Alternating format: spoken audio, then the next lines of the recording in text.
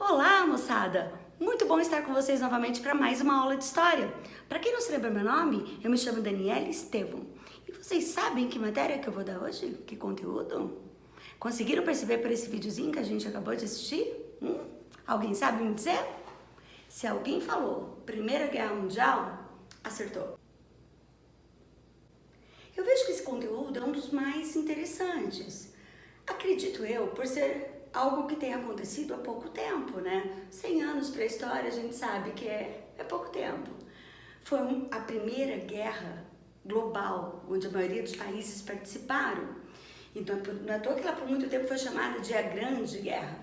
E realmente foi um marco para a humanidade. Vamos conferir agora as principais características, as causas, como estava a Europa antes dessa guerra e como ela terminou. Então vamos começar nossa aula? Então vamos lá, moçada, vamos entender um pouquinho da Primeira Guerra Mundial. Antes da gente entender as causas, eu queria passar para vocês como que a Europa estava vivendo nesse momento. Toda vez que você for estudar uma revolução, uma revolta, uma guerra, é interessante você entender como que as sociedades que estão envolvidas estavam vivendo, o que levou, porque se estivesse tudo bem, né, a gente vai entender nesse momento, diante de uma revolução, por exemplo, se estivesse tudo bem, eles não iriam passar pelo processo de revolução, iam continuar do jeito que estava. Diante de uma guerra, o que levou, né? Como que eles estavam vivendo? Qual que era o sentimento da época? O que eles desejavam, né? Por que de ir para uma guerra? E é isso que eu vou começar com vocês. Um período aí que está compreendido entre o final do século XIX, mais ou menos 1880, até o início da Primeira Guerra, que é 1914. Esse período vai ser chamado de Belle Époque. Na verdade, a Belle Époque é mais um estado de espírito do que algo concreto. O que seria que ser algo concreto? Tipo, que você pega um copo, né? Ela não é algo que você pega, que você dobra, amassa, joga. É um sentimento, um estado, uma forma como a população está vivendo. Por que ela está vivendo assim? O que está mudando? Gente, a Europa está transformando, né? A partir da segunda fase da Revolução Industrial, a gente vê uma Europa completamente diferente, avanços tecnológicos, telefone, carro, energia elétrica. Nossa, energia elétrica muda tudo. Porque, gente, dava 7 horas, né? Mais ou menos o horário que escurecia, as pessoas iam para suas casas e acabou. A partir do momento que você tem energia elétrica, a vida noturna começa. Eu toquei surge os cabarés, né? Um cenário cultural completamente diferente, o cinema.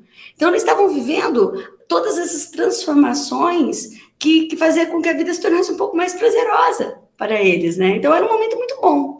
Mas agora nós vamos para as causas da Primeira Guerra Mundial. Creio que vocês já aprenderam o que foi o imperialismo. Quero retomar essa questão imperialista com vocês rapidinho, para a gente entender qual foi a principal causa da Primeira Guerra Mundial. No final do século XIX, a Europa estava passando pela segunda fase da Revolução Industrial, ou seja, produzindo cada vez mais no menor tempo.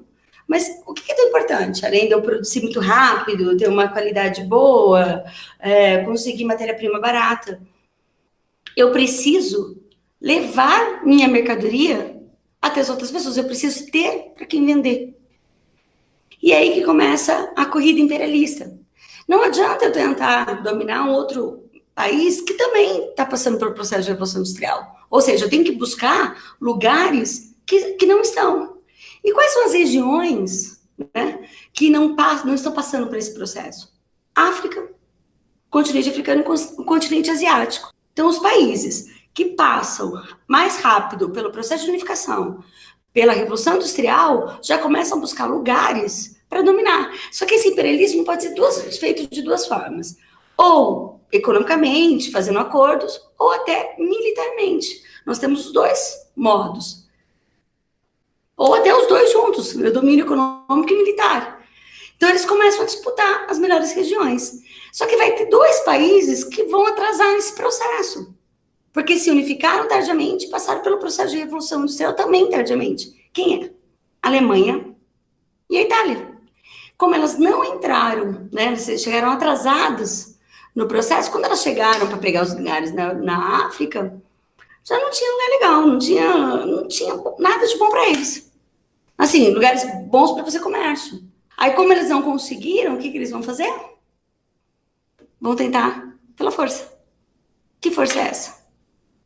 Primeira Guerra Mundial. Então, a gente já ficou bem claro, a corrida imperialista, ou seja, né, esse processo de expansão para conseguir mercados consumidores e locais também que vão me oferecer matéria-prima mais barata, vai ser a principal causa da Primeira Guerra Mundial. Não é a única, é a principal. Quais são as outras causas aí, né? A concorrência econômica, como eu já disse, falando para vocês, mas associada a uma corrida armamentista. Eles ficaram num período que a gente chama de paz armada. O que seria essa paz armada? Eu não estou em guerra, mas eu estou me aliando com meu amigo. Se alguém me atacar, eu vou conseguir me defender. Eu não estou em guerra, não quero guerra, mas eu estou me armando, transformando minhas indústrias em indústrias bélicas. Bélicas são indústrias de armas, mas eu tô em paz. Além disso, a Europa vai estar marcada pelos nacionalismos, e quando a gente fala exacerbado, exagerado, aquela coisa da minha nação é melhor que a sua, isso é um problema, porque quando você fala que a minha nação é melhor, você está dizendo que a do outro é pior. E os outros dois grandes problemas que vão estar passando aí, foi a Guerra Franco-Prussiana, que aconteceu entre a Alemanha e a França. Eles estavam disputando a região da Alsácia e Lorena, a Alemanha ficou com essa região. E os franceses não engoliram muito essa derrota. Então já estava com aquele sentimento de revanche. Aí vem a tal da paz armada. Eu estou me preparando. Se eles vierem para o meu lado, eu já estou armado para uma guerra. Né? E também a disputa pela Península Balcânica, que é ali a região onde fica a Grécia. Né? 3 grandes impérios estavam disputando essa região: os turcos otomanos, os russos e os austro-húngaros. Eu apresentei para vocês até agora as causas, mas a Primeira Guerra Mundial apresentou um estopim. E o estopim vai ser a morte do arquiduque Francisco Ferdinando. Quem era Francisco Ferdinando?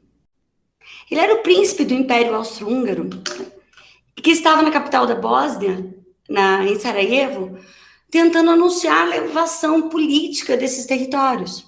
E quando ele sai, ele vai ser assassinado, ele sai do evento, ele vai ser assassinado por um líder, né, por um membro da facção nacionalista sérvia chamada Mão Negra, que estava descontente com a anexação da Bósnia ao Império Austro-Húngaro em 1908. Então, esse vai ser o motivo, aquela gota d'água. Havia já uma política de alianças.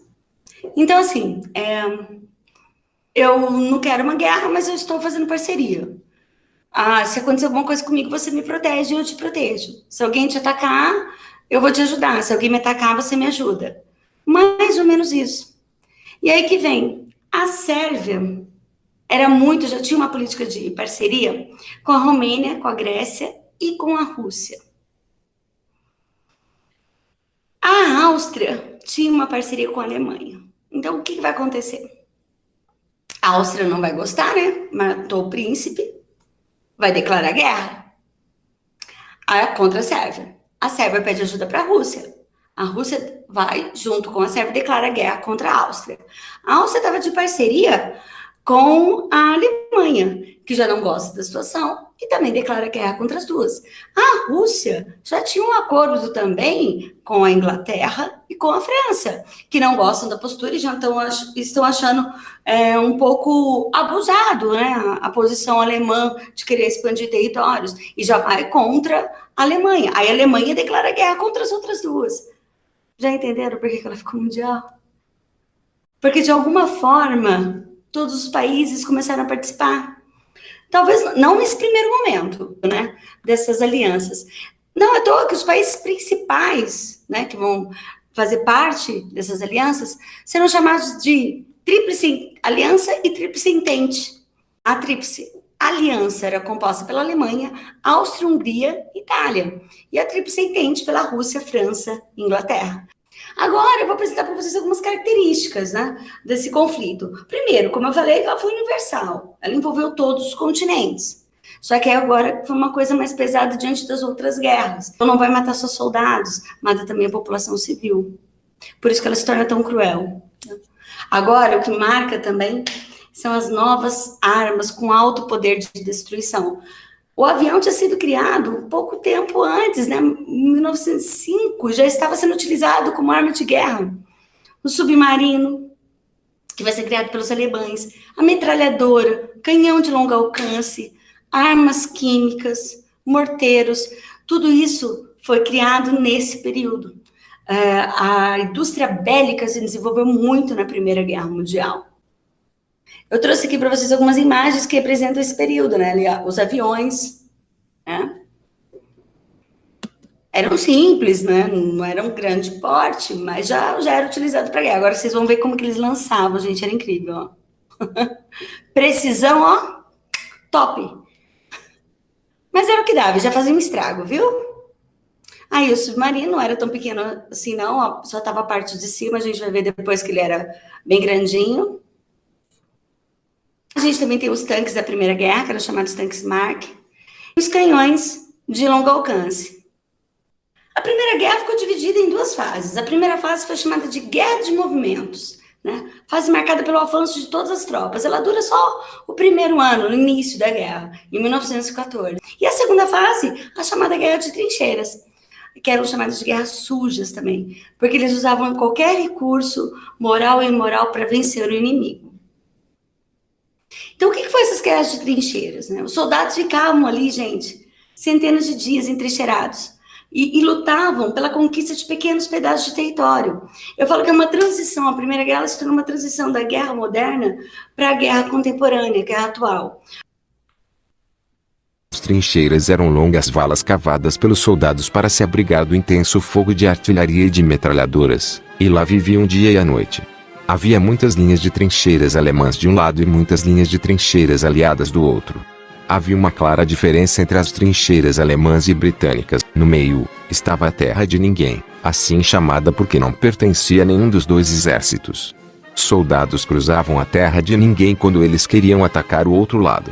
Ao chegar no campo de batalha, o combatente recebia uma mochila e o rifle, que eram partes essenciais do kit pessoal de um soldado. Os rifles eram equipados com uma lâmina afiada no final chamada de baioneta. Os soldados se revezavam como sentinelas nos postos de vigilância. Estar de plantão era um trabalho muito importante, pois o soldado precisava estar alerta para qualquer sinal de ataque. Dormir no posto era um crime muito sério e se alguém fizesse isso, poderia ser condenado à morte ou prisão se eles fossem pegos. As tarefas da trincheira geralmente incluíam o reabastecimento e reembalagem de sacos de areia após danos causados por fogo inimigo. Soldados se viram trabalhando em condições sujas e desagradáveis, especialmente quando o tempo estava ruim.